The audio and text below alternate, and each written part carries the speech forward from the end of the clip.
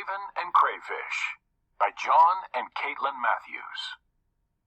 Flying home to his nest one day, Raven spied a succulent crayfish swimming in the lake below.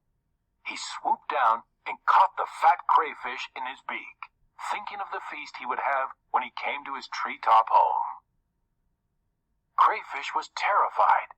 Knowing that she was seconds away from becoming a raven's dinner, she began to speak as calmly and sweetly as she could. "Oh, great and powerful Raven, I'm so pleased to meet you. You know, I had supper with your father and mother a little while ago. What a delightful couple."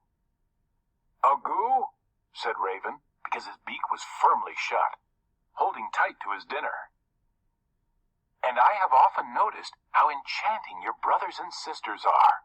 What a handsome family," continued Crayfish. Succulent. If food is succulent, it is juicy and tasty. Agoo," said Raven, his beak clamped shut, looking forward to supper time.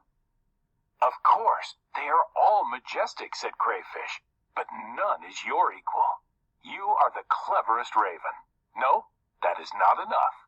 You are the cleverest creature of all creatures since the world's creation." Delighted by this flattery, Raven opened his beak to agree. Before he could say a word, Crayfish wriggled free and fell back into the lake below, disappearing into the deep, dark water.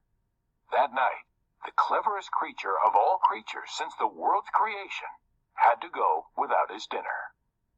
On the next slide, you're going to answer, why does Crayfish talk like this? Why does she call Raven the cleverest creature of all creatures?